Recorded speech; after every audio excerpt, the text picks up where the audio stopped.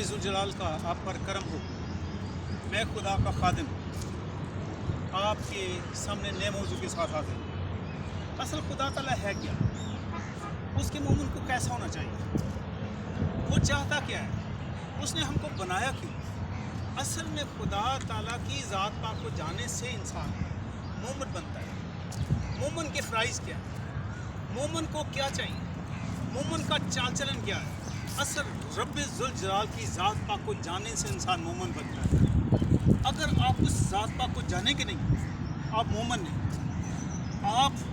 मैं आपको तहरीक देता हूँ कि आप खुदा ताला की ज़ात पाक को जानने के लिए अहम तरीन कदम उठाएं, क्योंकि इंसान को जानने से इंसान मोमिन नहीं बनता। खुदा ताला की ज़ात पाक को जानने से इंसान मोमिन बनता है। और सबसे बढ़कर ये कि ख़तरनाक मुजरिम के लिए खुदा ताला कभी दरवाज़ा नहीं खोलता। आपके लिए जन्नत का दरवाज़ा कैसे खोलेगा?